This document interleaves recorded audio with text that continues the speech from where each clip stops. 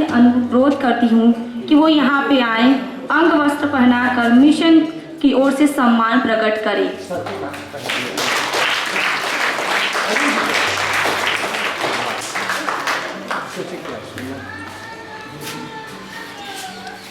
Sir, आपका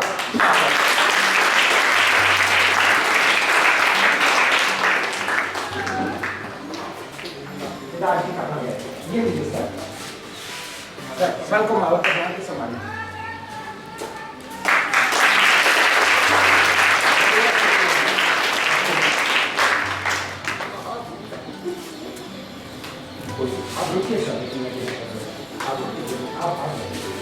मैं आज के मुख्य वक्ता माननीय मेजर डॉक्टर अरविंद कुमार सिंह से अनुरोध करती हूँ कि हमें हमारे बच्चों को नेताजी की जयंती पर अपने अध्ययन, अनुभव व विचारों से लाभान्वित करें।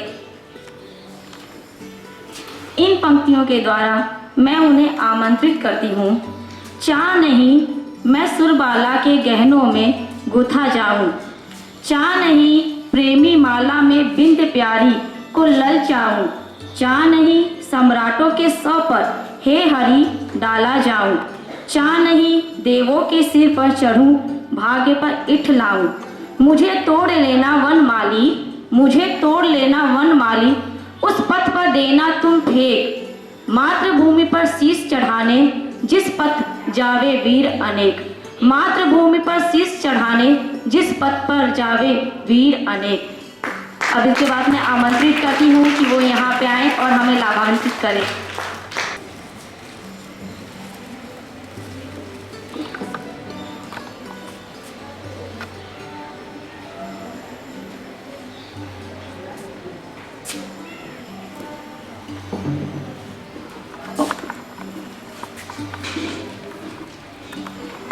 सबसे पहले अशोक मिशन एजुकेशनल सोसाइटी का मैं शुक्रगुजार कि जिन्होंने इस अवसर विशेष पे मुझे अपनी बात रखने का अवसर दिया। मैं जब घर से चल रहा था तो सोच रहा था कि बात कहां से शुरू करूंगा, लेकिन एक चीज बार बार चोट पहुंचा रही थी दिल को कि जरा कल्पना कीजिए उस शख्स के बारे में जिसको अपनी जिंदगी गुमनामियों में गुजारनी पड़ी हो, जो अपने ही देश के अंदर आ नहीं सकता, कोई कहीं उसे पहचान न ले और ब्रिटिश हुकूमत को उसे हैंड ओवर न कर दे। उस पीड़ा की सहज कल्पना कीजिए कि देश आजाद होने के बाद भी मैं अपने उस देश में गुमनाम हूं। मैं अपने उस देश में अपना आइडेंटिफिकेशन बता नहीं सकता, और इस पीड़ा को वही व्यक्ति महसूस कर पाएगा जो देश की जंगे आजादी में अपना सर्वस्व लुटाने की क्षमता रखता होगा या जिसे देश से अगाध प्रेम होगा। संसार में हमेशा द्वैत का झगड़ा है। द्वैत हमेशा दो का झगड़ा है। अगर झूठ है तो सच है, रात है तो दिन है, हिंसा है तो अहिंसा है, और इन द्वैत के बीच ही आपको अपनी समस्याओं का समाधान खोजना है। एकात्म की बात तो अध्यात्म की बात हो जाएगी, वहां कोई झगड़ा होता ही नहीं, दो से वो एक हो जाता है।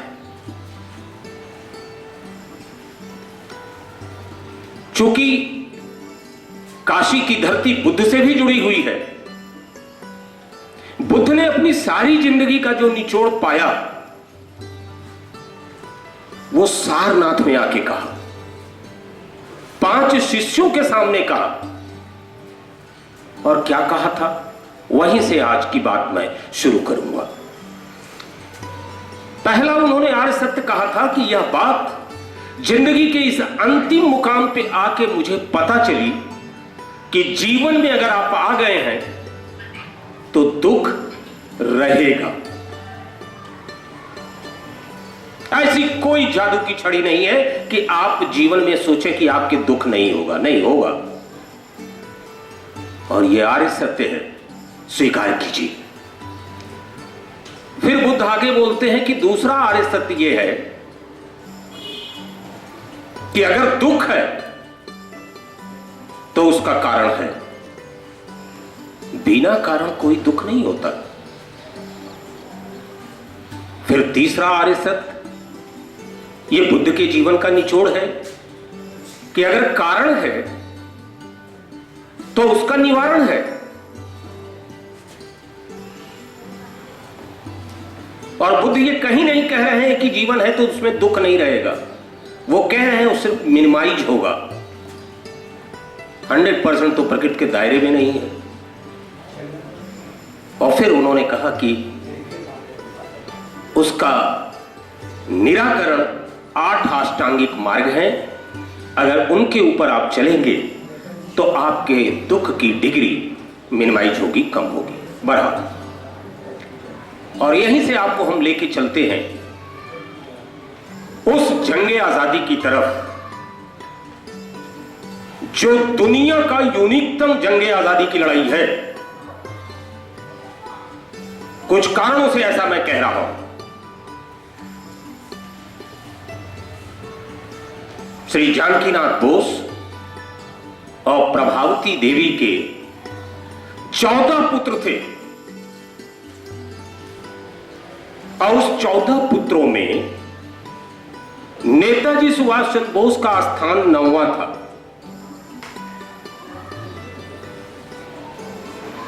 और उन 14 में से 6 बेटियां थी, 8 बेटे थे। शरद बाबू जो दूसरे क्रम के थे, सुभाष बाबू को वो ज्यादा प्रिय थे। 15 वर्ष की आयु आते आते नेताजी सुभाष चंद्र बोस ने पूरा का पूरा विवेकानंद वांग्मय पढ़ लिया था, अध्ययन कर लिया था। यानी दूसरे शब्दों में इसका क्या अर्थ हुआ? दूसरे शब्दों में विवेकानंद से वो प्रभावित थे। और फिर ऐसी भी स्थिति आती है उनकी जिंदगी में कि जब वो सेना में भर्ती होकर अफसर बनना चाहते थे। मैं उस रेजिमेंट का नाम भी बता रहा हूं, 49वीं बटालियन बंगाल रेजिमेंट। लेकिन नेताजी की आई साइट के चलते उन्हें सेना में स्थान नहीं मिला। और ऐसे दिलचस्प उदाहरण सिर्फ नेताजी सुभाष चंद्र बोस के साथ ही नहीं है। मैं बताऊंगा तो आपको बड़ा आश्चर्य होगा। कभी हिंदुस्तान के, आजाद हिंदुस्तान के एक राष्ट्रपति जो हुए थे, वो भी सेना में अफसर बनने के लिए, भर्ती होने के लिए गए थे नेशनल डिफेंस एकेडमी, तो रिजेक्ट हो गए। बाद में पता चला कि वो राष्ट्रपति हुए और तीनों सेनाओं के वो सुप्रीम कमांडर बन गए। एक और शख्स जिसकी चाहत थी कि मैं सेना में अफसर बन जाऊं, वो भी एनडीए से रिजेक्ट हुआ और बाद में वो बॉलीवुड का शहंशाह हो गया। ये दोनों ही नाम कलाम साहब और मिस्टर अमिताभ बच्चन साहब। आज भी चूंकि मैं उस स्थान से जुड़ा हुआ हूं, आज भी एनडीए के अंदर जब वो बैग एंड बैगेज लाद देते हैं गाड़ी के अंदर सबका, तो उनका प्रोसेस होता है कि वो जो सेलेक्ट होते हैं सिर्फ उनका बैग एंड बैगेज फिर नीचे उतारा जाता है, और जो रिजेक्ट हो गए हैं उनसे ये कहा जाता है, हालांकि वो प्रतीकात्मक मजाक में है, कि हिंदुस्तान का राष्ट्रपति अगर बनना है और बॉलीवुड का शहंशाह बनना है तो आपको नेशनल डिफेंस एकेडमी से रिजेक्ट होना बहुत जरूरी है। नेताजी के साथ भी ऐसा ही हुआ। वो अफसर नहीं बने, लेकिन कुछ कर गुजरने की इच्छा उनके अंदर बड़ी बलवती थी और इसके अंतर्गत उन्होंने 1920 में आईसीएस के एग्जाम को दिया। और यहां यह चीज जान के आपको बड़ा आश्चर्य होगा कि उम्र के अनुसार उस बंदे के पास सिर्फ 1 साल का ही टाइम था। आईएएस के एग्जाम को चौथे रैंकिंग से पास किया नेताजी सुभाष चंद्र बोस ने। यह साधारण बात नहीं थी। और अगर मैं ये बात कहूं तो मेरी बात पे किसी को एतराज नहीं होना चाहिए कि हिंदुस्तान की जंगे आजादी का सबसे इंटेलेक्चुअल क्लास का अगर लीडर कोई था तो वो नेताजी सुभाष चंद्र बोस थे।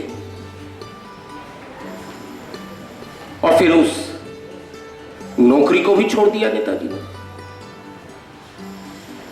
देश के लिए कुछ कर गुजरना था। उन्होंने स्वतंत्रता संग्राम में प्रवेश करने का निर्णय लिया और 20 जुलाई को उनकी गांधी जी से पहली मुलाकात होती है मुंबई में। गांधी जी उनसे कहते हैं कि सुभाष, आप कलकत्ता जाओ, दास साहब से मिलो और इस जंगे आजादी की शुरुआत करो वहां से। बोस आते हैं कलकत्ता, दास साहब से मिलते हैं और वो जंगे आजादी के इस संग्राम में कूदते हैं। और धीरे धीरे सुभाष बाबू का कद बढ़ने लगा और खास करके कांग्रेस के अंदर। 1928 में कांग्रेस का एक अधिवेशन हुआ। उस अधिवेशन में आपस में यह बातचीत होने लगी कांग्रेस में कि कांग्रेस को पूर्ण स्वराज की डिमांड अंग्रेजों से रखनी चाहिए। लेकिन महात्मा गांधी ने कहा कि हमें पूर्ण स्वराज नहीं, और ये सारी चीजें मैं जो कह रहा हूं डॉक्यूमेंट्री प्रूफ पे बोल रहा हूं। गांधी जी ने कहा कि हमें पूर्ण स्वराज नहीं, डोमिनियन स्टेट की बात करनी चाहिए। थोड़ा बच्चों को समझाना तो मुश्किल है डोमिनियन स्टेट, लेकिन जो बड़े लोग हैं वो ये समझ लें कि एक शासन व्यवस्था के अंतर्गत दूसरी शासन व्यवस्था, उपनिवेशवाद, ये डोमिनियन स्टेट। पूर्ण स्वराज की बात कौन कर रहा था, यह भी बड़ा दिलचस्प है जानना। नेताजी सुभाष चंद्र बोस और पंडित जवाहरलाल नेहरू की यह मांग थी कि पूर्ण स्वराज की डिमांड की जाए। महात्मा गांधी ने बीच का रास्ता निकाला, कहा कि हम अंग्रेजी सरकार से 1 साल का वक्त देते हैं और अगर वो डोमिनियन स्टेट पे राजी नहीं होंगे तो फिर हम पूर्ण स्वराज की डिमांड करेंगे। सुभाष बाबू को और नेहरू जी को लगा कि इसमें कोई आपत्ति की बात नहीं है। समय दिया गया, लेकिन 1 वर्ष पूर्ण होने के बाद भी अंग्रेजों ने डिमांड नहीं मानी और उसके बाद फिर कांग्रेस ने यह तय किया कि अब तो पूर्ण स्वराज की डिमांड की जाएगी। 26 जनवरी 1930 सुभाष बाबू कलकत्ता आते हैं, एक बहुत बड़ी रैली का नेतृत्व करते हैं, लाठीचार्ज होता है, घायल होते हैं और अंग्रेज उनको उठा के जेल में डाल देते हैं। यह वही वक्त था जब इस बीच भगत सिंह को भी अरेस्ट किया गया था सैंडर्स की हत्या के संदर्भ में। गांधी जी अंग्रेजों के पास जाते हैं, समझौता करते हैं, उस समझौते के तहत कैदियों की रिहाई होती है और उसके बाद जब सुभाष बाबू जेल से बाहर आते हैं तो वो गांधी जी से कहते हैं कि समझौते में सबको तो रिहा कर दिया अंग्रेजों ने, लेकिन भगत सिंह को नहीं छोड़ा। आपको इसके ऊपर बात करनी चाहिए। लेकिन दुर्भाग्य पक्ष इसका यह रहा कि न तो गांधी जी बहुत पुरजोर तरीके से बात कर पाए भगत सिंह के लिए, और अपनी हर बात अंग्रेजों से मनवा लेने का दावा करने वाले गांधी जी भगत सिंह को रिहाई नहीं दिला पाए। और अंग्रेजों ने भगत सिंह को अगर कल लटकाना है तो आज फांसी पे लटका दिया। सुभाष बाबू का कहना था कि आपको अंग्रेजों से किया हुआ समझौता तोड़ना चाहिए। यह मतभेद की पहली शुरुआत थी, या यूं कहा जाए जंगे आजादी लड़ने के अपने ट्रैक पे चलने की सुभाष बाबू की यह शुरुआत थी। और आप देखें कि आपके इसके ऊपर भी लिखा हुआ है, याद रखिए सबसे बड़ा अपराध अन्याय सहना और गलत के साथ समझौता करना है। अंग्रेजों ने सिर्फ अपनी बातें मनवाई, टूल्स की तरह इस्तेमाल किया, लेकिन वो अपने मकसद से कहीं नहीं हटे। और सुभाष बाबू अंग्रेजों की उस नीयत को बहुत अच्छी तरह पहचानते थे।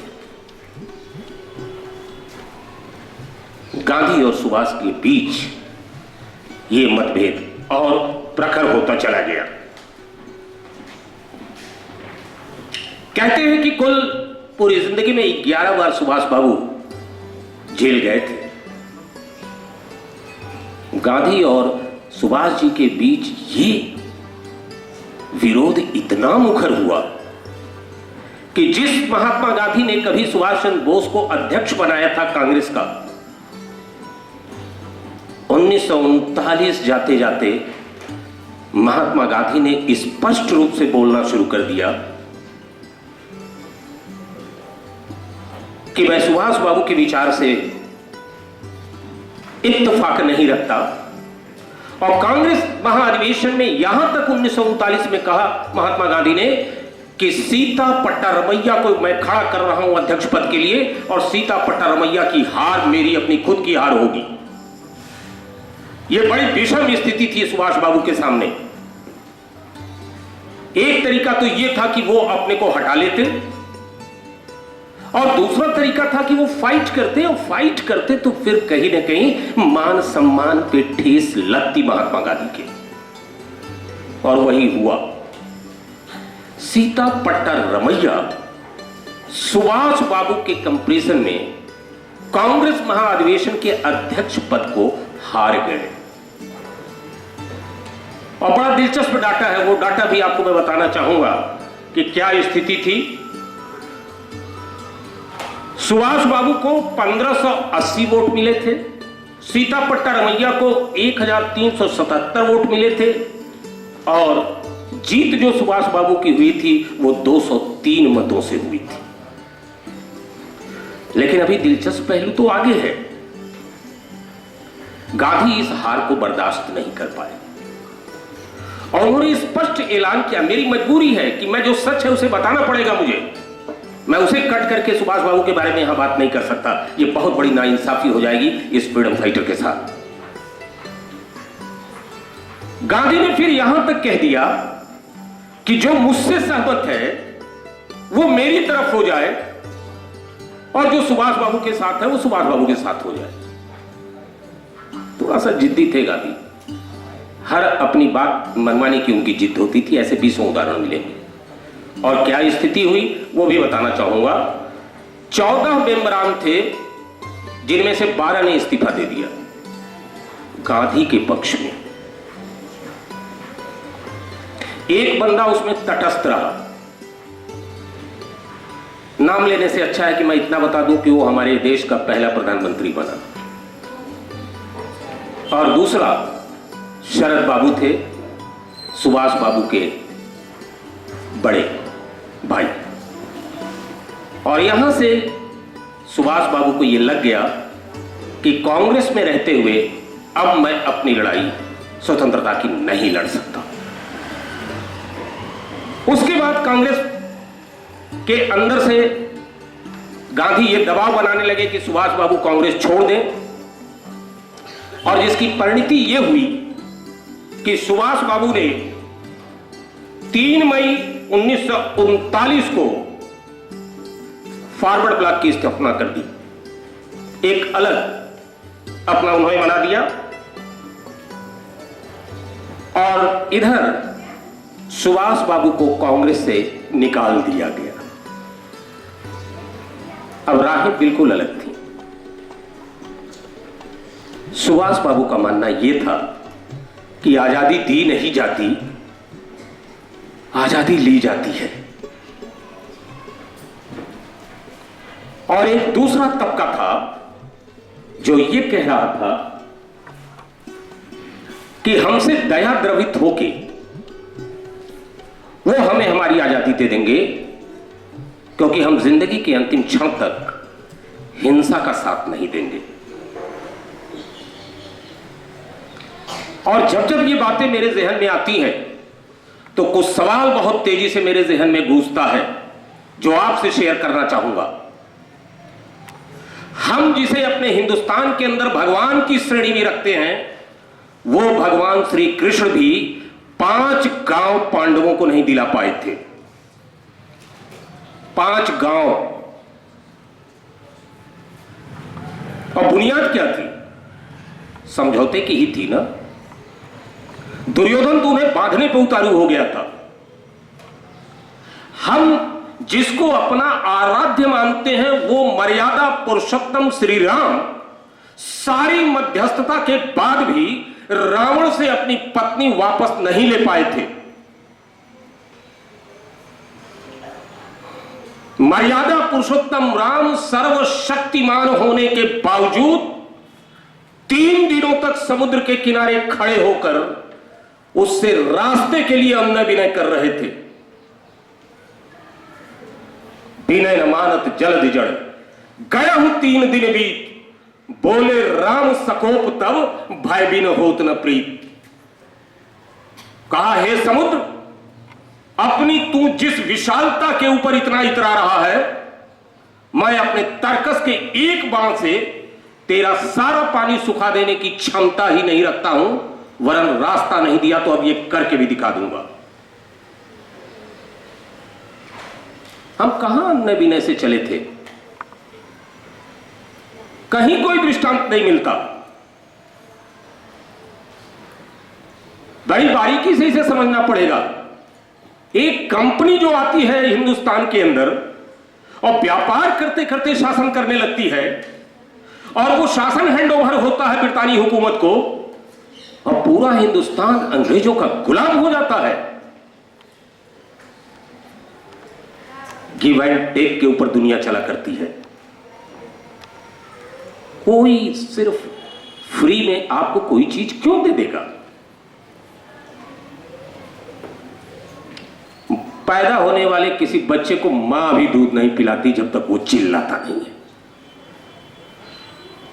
हम इतनी बड़ी आजादी खोज रहे थे। और फिर मैं उन्हीं बातों पे कहूंगा कि विभेद कहां से शुरू हो रहा है, इसे ख्याल कीजिएगा। डोमिनियन स्टेट और पूर्ण स्वराज की बात पे हो रहा है। और फिर इसके बाद यूरोप प्रवास पे निकलते हैं सुभाष बाबू। और जब यूरोप प्रवास पे वो निकलते हैं और जर्मनी के हिटलर और जापान के अधिकारियों से वो मिलना शुरू करते हैं, तो ब्रितानी हुकूमत ने अपने गुप्तचरों को उनको जान से मारने का ऑर्डर किया। यह आदमी बहुत खतरनाक है। यह आदमी हमको ज्यादा नुकसान पहुंचा सकता है बनस्पत देश के अंदर रहने वाले लोगों के खिलाफ। यूरोप प्रवास के दौरान 1933 से 36 तक की समयावधि में सुभाष बाबू यूरोप प्रवास में थे। वहां उनकी मुलाकात विट्ठल भाई पटेल से होती है। अब पटेल शब्द से आप कुछ दिमाग में जोड़ रहे होंगे। हाँ, बिल्कुल सही है, आप सही सोच रहे हैं। वो वल्लभ भाई पटेल के भाई थे। पटेल और सुभाष मंत्रणा नाम से बहुत लिटरेचर आपको मिलेगा।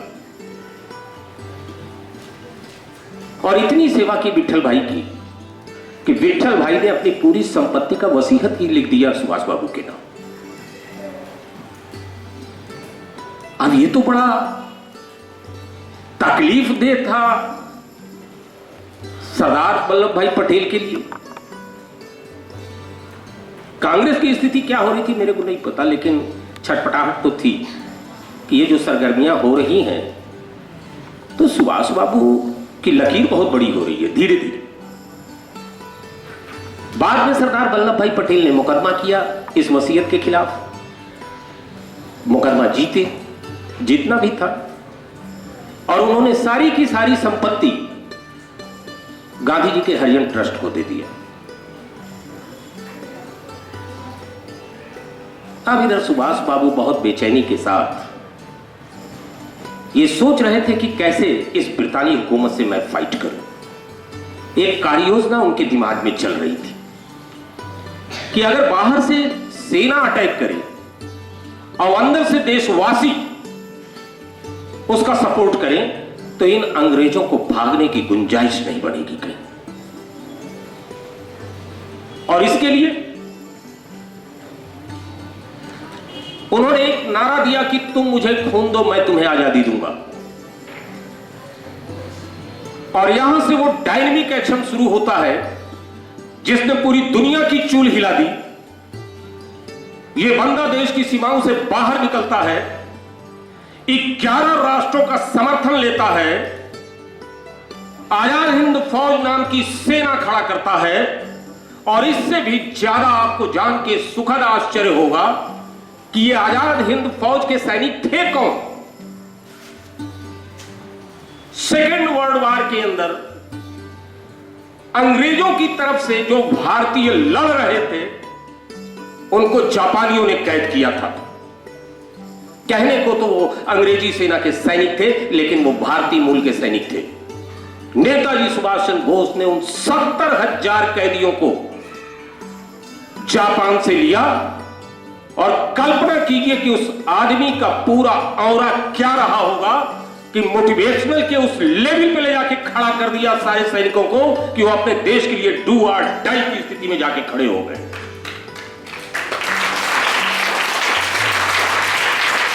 और यहां ये चीज भी आपको बताता चलूं कि जब 26 जनवरी को पूर्ण स्वराज की डिमांड करते हुए कलकत्ता के अंदर प्रदर्शन किया था तो फॉरवर्ड ब्लॉक की यूथ विंग ने हिमेल स्तंभ एक अंग्रेजों का था जो कि गुलामी की दास्ता था, उसको गिरा के ध्वस्त कर दिया था। और सुभाष बाबू ने कहा था कि जैसे इसकी ईंटों को हमने गिराया है वैसे ही मैं ब्रितानी हुकूमत की ईंट से ईंट बजा दूंगा। और आप जरा सोचिए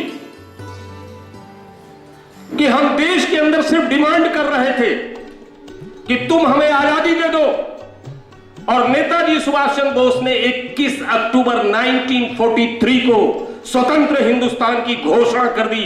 वो बंदा यहां तक नहीं रुका, उसने इंडियन करेंसी जारी कर दी। वो यहीं तक नहीं रुका, उसने स्वतंत्र भारत का मंत्रिमंडल घोषित कर दिया। और वो बंदा यहीं तक नहीं रुका, उसने अंडमान और निकोबार द्वीप समूह को आजाद करा के ब्रितानी झंडा उतार के हिंदुस्तानी झंडा फहरा दिया। और किसी भी व्यक्ति को अगर उस इंडियन करेंसी को देखना है जो नेताजी सुभाष चंद्र बोस ने जारी किया था तो आज की तारीख में उसका भी सौभाग्य काशी को है। भारत कला भवन काशी हिंदू विश्वविद्यालय में वो नोट आज भी रखा हुआ है। आप चाहें तो गूगल सर्च करके उसको आप देख सकते हैं। ये छोटी चोट थी। ब्रितानी हुकूमत को ऐसी चुनौती देने वाला हिंदुस्तान में नेताजी सुभाष चंद्र बोस के अतिरिक्त कोई दिखाई नहीं दे रहा था। जो उनकी मौजूदगी में और नेताजी सुभाष चंद्र ने जिस सूत्र को पकड़ा था कि अब ये नहीं चलने वाला है कि हमारे ही आदमियों को लेकर तुम हमारे ऊपर हुकूमत करोगे, बिल्कुल नहीं चलेगा। इम्फाल और कोहिमा पे आजाद हिंद फौज की सेना ब्रितानी हुकूमत से टकराई।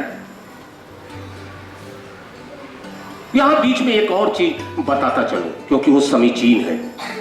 जब द्वितीय विश्व युद्ध प्रारंभ हुआ तो अंग्रेजों की सबसे बड़ी समस्या यह थी कि हम तो हिंदुस्तान में हिंदुस्तानी सैनिकों को लेकर इस युद्ध में शामिल हो रहे हैं, और अगर इस देश ने इस समय कुछ मामला गड़बड़ किया तो हमारे लिए मुसीबत हो जाएगी। और इस पे भी विवाद हुआ गांधी और सुभाष के बीच। सुभाष बाबू ने कहा कि यही सबसे सटीक वक्त है और इनको हमें अंदर से विद्रोह करके इस समय अपनी आजादी के लिए प्रयास करना चाहिए। लेकिन गांधी ने तो उल्टा ही हिसाब दिया।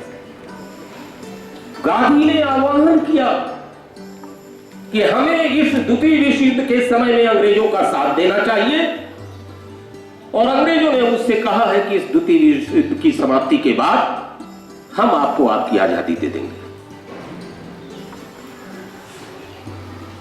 गांधी कहीं से गलत नहीं थे, संत आदमी थे, जो कहता था उस पर भरोसा कर लेते थे। बस इतनी सी बात मेरी अपनी समझ है। गांधी आध्यात्मिक व्यक्ति थे, वो पॉलिटिशियन नहीं थे, और इसीलिए वो चूके बार बार, क्योंकि आध्यात्मिक व्यक्ति अगर पॉलिटिशियन से टकराएगा तो पॉलिटिक्स में अध्यात्म का कोई काम ही नहीं है। 1857 को कैसे आदमी भूल गया? उतना बड़ा विद्रोह होने के बाद तो अंग्रेजों ने जिस तरह से उस पूरे बगावत को दबाया था, आजादी 1947 में जाकर टिक गई। कैसे भूल सकते थे हम कि हम दूसरे समझौते पे जाकर टिक गए? और ये भी एक आपस में मतभेद का कारण बना, और नेताजी सुभाष चंद्र बोस ने उस रास्ते को अख्तियार किया जिसके लिए वो कह रहे थे। द्वितीय विश्व युद्ध के दौरान ही इम्फाल कोहिमा के ऊपर ब्रितानी हुकूमत से आजाद हिंद फौज टकरा रही थी। बहरहाल जाहिर सी बात थी। एक और दिलचस्प बात, सिंगापुर के टाउन हॉल से रेडियो से प्रसारण में नेताजी ने महात्मा गांधी से आशीर्वाद मांगा कि अब मैं अपनी कार्रवाई करूंगा, और उस आशीर्वाद का इशारा सिर्फ एक ही था कि जिस समय आजाद हिंद फौज इम्फाल और कोहिमा के ऊपर होगी, हिंदुस्तान के अंदर से भी बगावत की आवाज उठनी चाहिए। और आप सभी को सुन के यह आश्चर्य होगा कि सुभाष बाबू की अपेक्षा के विपरीत जितना वो सोच रहे थे दिमाग के अंदर, देश के अंदर से उस लेवल का सहयोग उन्हें नहीं मिला। अंग्रेजों ने 1857 के उस गदर की तरह ही आजाद हिंद फौज के इन सैनिकों को युद्ध के दौरान पकड़ा, और 17,000 में से 25,000 आजाद हिंद फौज के सैनिक ब्रितानी हुकूमत से लड़ते हुए मारे गए। 18,000 को हाथ में हथकड़ी और पैर में साकल लगा के अंग्रेजों ने ला के दिल्ली के लाल किले में कैद किया। हुआ कि भाई इनको कैद किया गया है, इनका अपराध क्या है? अंग्रेजों ने कहा कि ये हमारे वार प्रिजनर्स हैं, युद्ध अपराधी हैं। और ख्याल रखिएगा मित्रों, अगर आजाद हिंद फौज का एक भी सैनिक अंग्रेजों का युद्ध अपराधी है तो फिर यह मुझे कहने की आवश्यकता ही नहीं है कि इस आजाद हिंद फौज का कमांडर इन चीफ अंग्रेजों की निगाह में क्या होगा। मुकदमे चलाए गए, बहुत लंबा हो जाएगा। सुभाष बाबू की कहानी बहुत लंबी है,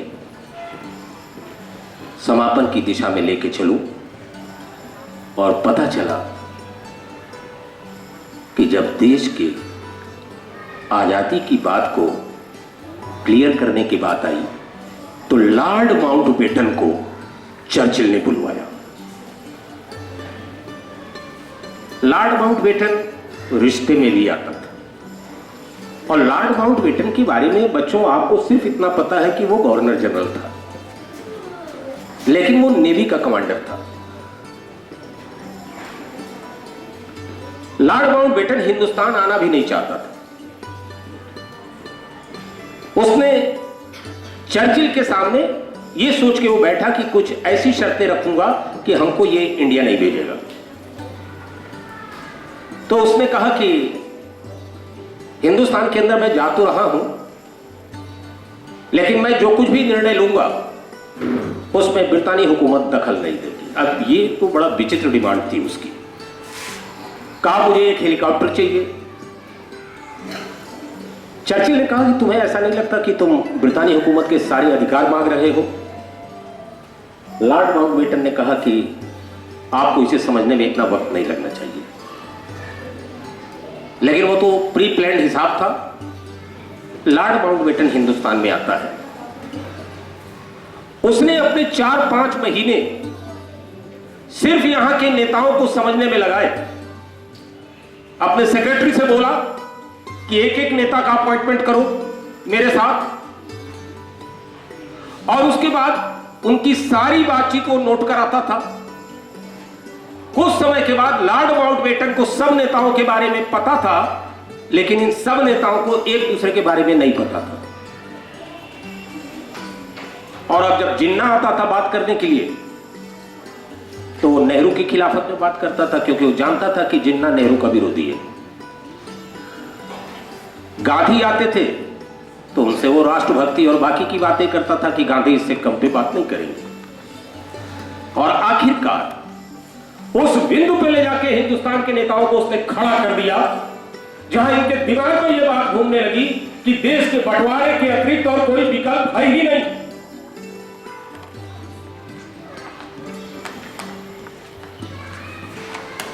और जिन्ना ने उसमें बहुत बड़ी अहम भूमिका निभाई, और सबसे बड़ी भूमिका लॉर्ड माउंटबेटन की थी। ख्याल कीजिए, फिर उसी बात पे वापस जा रहा हूं।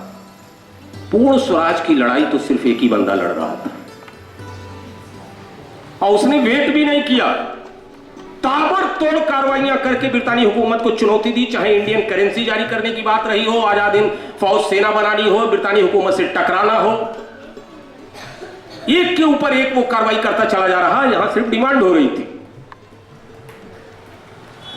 और उसके बाद कहा यह जाता है कि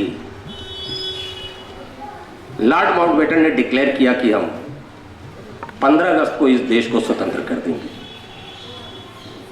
जब वो घोषणा करने के लिए आया, एक ऐसी चीज बता रहा हूं, शायद बहुत कम लोगों को आप में से पता होगा।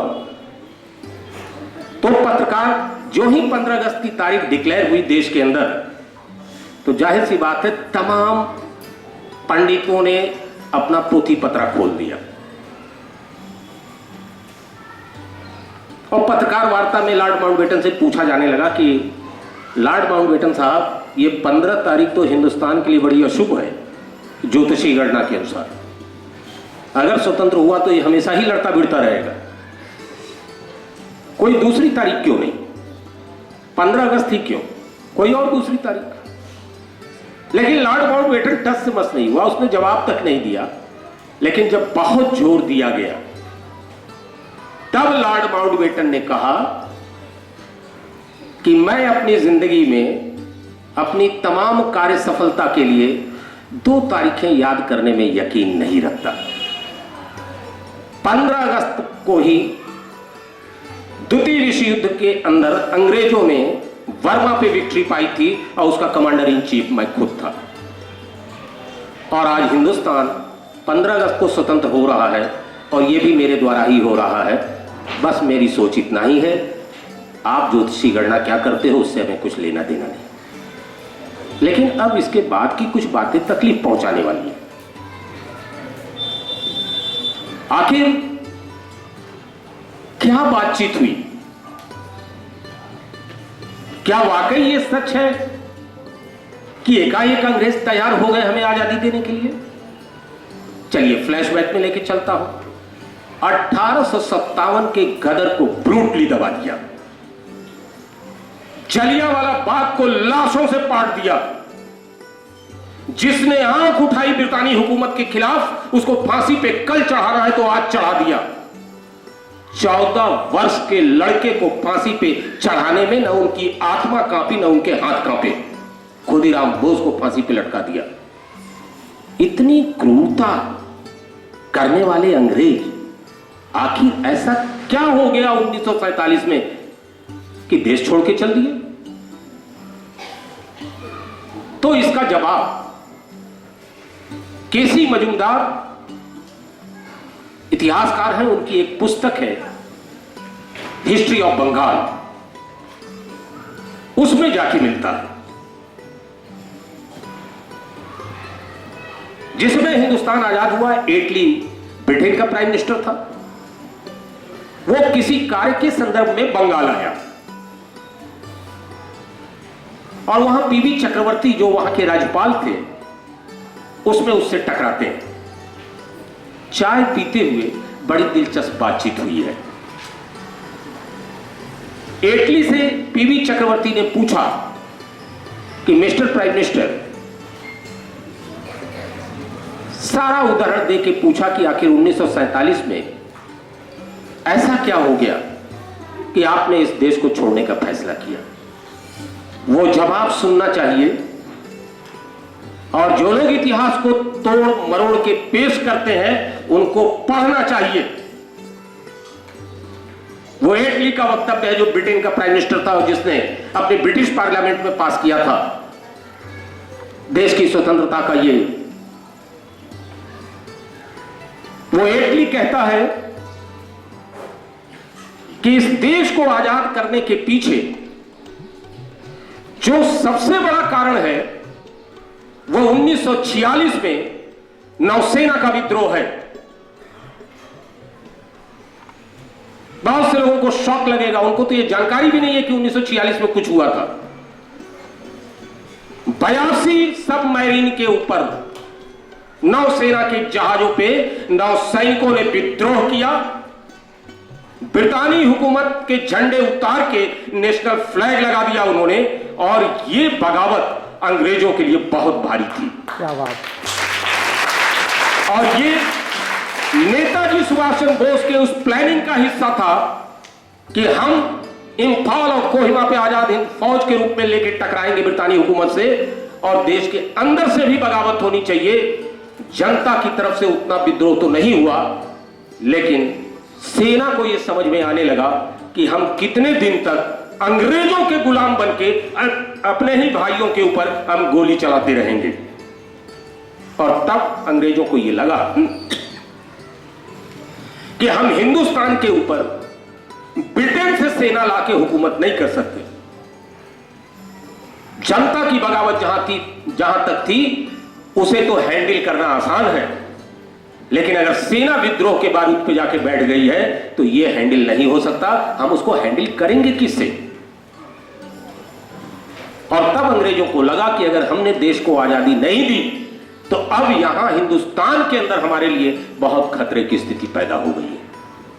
तो यह एटली का वक्तव्य है कि सबसे बड़ा कारण देश की आजादी का वह नौसेना का विद्रोह था जिसने हमारी चूलें हिला दी। बहुत लंबा वक्तव्य है, बहुत कुछ है, फिर कभी मिलेंगे तो बातें करेंगे। चलिए अंत में ले चलते हैं आपको।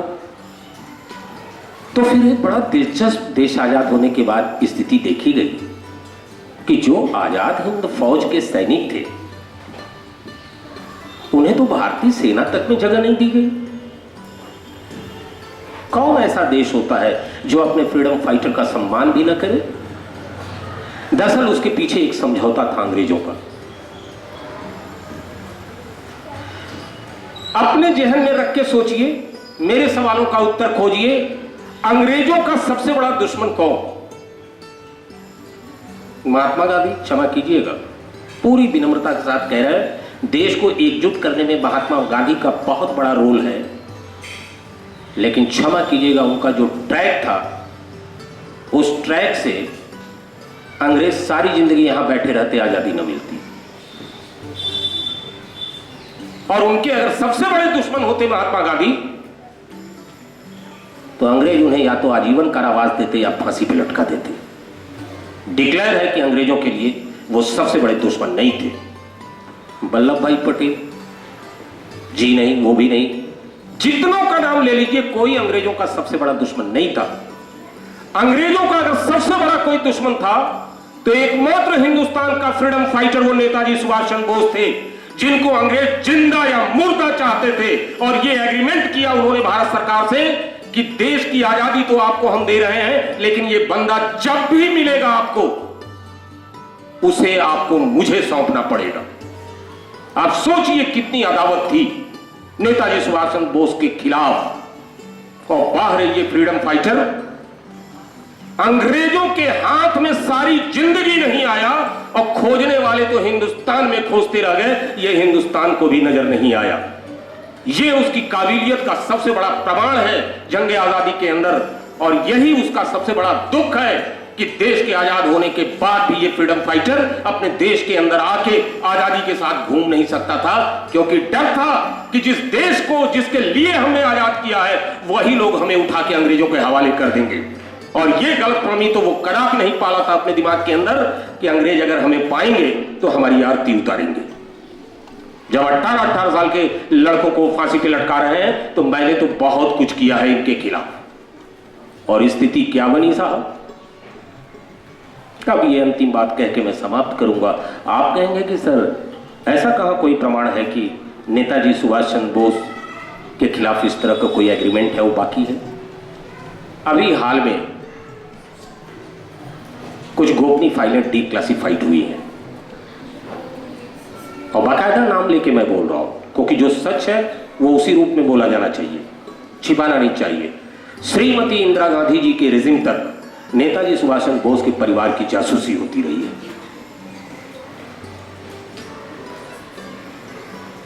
वो फाइलें ओपन हैं, कहीं भी आप खोज सकते हैं, पढ़ सकते हैं। क्यों? वाई? एक ये हो सकता है कि शायद बहुत बड़ी लकीर हो जाएगा वो आदमी, या ये कि अंग्रेजों का कोई एग्रीमेंट है जिसे पालन करना है। कहते हैं कि ताइवान के प्लेन क्रैश के बाद, अब ये समाप्ति की तरफ मैं जा रहा हूं, रिनकोजी मंदिर जापान में नेताजी सुभाष चंद्र बोस की अस्थियां रखी हैं। हिंदुस्तान की तरफ से कई जांच आयोगें बैठाई गई, उसमें दोनों तरह की रिपोर्टें आई। कुछ जांच रिपोर्टों ने यह कहा कि नेताजी सुभाष चंद्र बोस प्लेन क्रैश में मारे गए,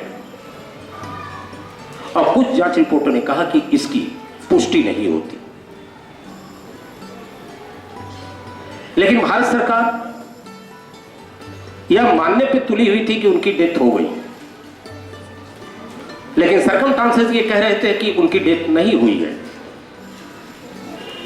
अस्थियां अगर रखी थी तो उसका डीएनए टेस्ट करने में कितना वक्त लगता? रिनकोजी मंदिर में अगर उनकी अस्थियां रखी थी तो उसका डीएनए टेस्ट क्यों नहीं करा लिया गया? बीच में थोड़ा चीज मैंने छोड़ दिया। एमिला से शादी किया था नेताजी सुभाष चंद्र बोस ने, उनकी एक पुत्री भी थी अनिता बोस, तो डीएनए टेस्ट के लिए तो सारी सुविधाएं थी। लेकिन भारत सरकार ने कभी भी न तो डीएनए टेस्ट कराया, और यह बात भी कभी समझ में नहीं आई कि रिनकोजी जी से उनकी अस्थियों को भारत क्यों नहीं लाया। लेकिन सब कुछ के बावजूद अंत इस बिंदु पे करूंगा मित्रों, किसी भी नेता का नाम लीजिए, मैं बता दूंगा कि उसका जन्म कब हुआ, उसकी मृत्यु कब हुई। और हम सभी जब नारा लगाते हैं अमर रहे अमर रहे, तो इस कसौटी पे आके तो सिर्फ एक ही हिंदुस्तान का फ्रीडम फाइटर बैठता है जिसके जन्म के बारे में तो पता है, लेकिन दुनिया की कोई ताकत किसी सबूत के भी आधार पे नहीं कह सकती कि उसकी मृत्यु हो गई या नहीं हो गई। वास्तविक रूप से अमर वही है। और आज इन तीनों कीमती वाक्यों को अपनी जिंदगी में लेने की जरूरत है, इन बच्चों को लेने की जरूरत है। याद रखिएगा, सबसे बड़ा अपराध अन्याय सहना और गलत के साथ समझौता है। नेताजी सुभाष चंद्र बोस ने कहीं पे भी न तो गलत बात को बर्दाश्त किया और ना ही समझौता किया, ना अंग्रेजों से समझौता किया और ना महात्मा गांधी की किसी बात को जो कि उन्हें गलत लगी उसका समर्थन किया। फिर नीचे की भी लाइन, अपनी ताकत पे विश्वास करो, उधार की ताकत आपके लिए घातक हो सकती है। नेताजी से ज्यादा इस चोट को कौन बर्दाश्त कर सकता है। काश पूरा हिंदुस्तान खड़ा हुआ होता जिस समय आजाद हिंद फौज की सेना ब्रिटानी हुकूमत से टकराई थी। अंग्रेज 10 मिनट का टाइम नहीं लगाते देश को छोड़ने में, लेकिन वो जानते थे कि जितने हमसे टकरा रहे हैं उससे ज्यादा हमारी टेबल पे बैठ के समझौता करने के लिए तैयार है। तभी तो वो बांट के चले गए और हम चले थे अपना एक देश आजाद कराने। हाथ में 2 देश लेकर हम आज भी उस किस्मत का रोना रो रहे हैं कि हमने आजादी वाकई पाई कि हम और बिखर गए। आज इस शुभ अवसर विशेष पे मैं यहाँ उपस्थित अशोक मिशनल एजुकेशन की सभी टीचरों से कहूंगा कि वो इन छात्र और छात्राओं में देशभक्ति की वो मोटिवेशनल स्थिति पैदा करें कि बच्चे अपनी बड़े होने पे अपनी जान से तो चले जाएं लेकिन अपने उद्देश्य से कभी विमुख न हो, और यहीं पे आके शिक्षा पूर्ण हो जाएगी। और यह कार्य सिर्फ और सिर्फ देश का शिक्षक ही कर सकता है और यह गुरुतर दायित्व आपके कंधों पे है। दूसरे, अशोक भाई और शोभना जी का भी मैं धन्यवाद ज्ञापन करना चाहूंगा कि यह साधारण इवेंट भी हो सकता था, किसी क्लासरूम में भी कुछ बच्चों को बताया जा सकता था, लेकिन उन्होंने कहा कि नहीं, हम इसको एक बृहद कार्यक्रम करके ये यहाँ रखेंगे और उन्होंने ऐसा किया। तो इसके लिए मैं उनका शुक्रगुजार हूँ कि आज नेताजी सुभाष चंद्र बोस के ऊपर जो मेरा अपना अध्ययन है, जो मेरी अपनी सोच है, उसके तहत आपसे मैंने कुछ बातें की। इसलिए आप सभी प्रत्येक व्यक्ति का मैं शुक्रगुजार हूँ और आपको बहुत बहुत धन्यवाद। Thank you.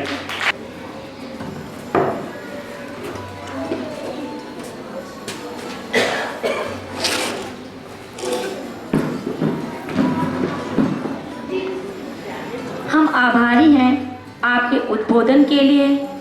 हमें अपने विचारों से लाभान्वित करने के लिए बहुत सारगर्भित, प्रभावशाली और प्रभावोत्पादक कथन रहा आपका।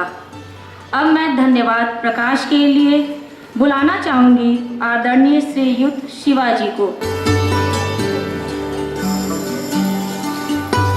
आदरणीय अशोक जी, आदरणीय निदेशक, सभी उपस्थित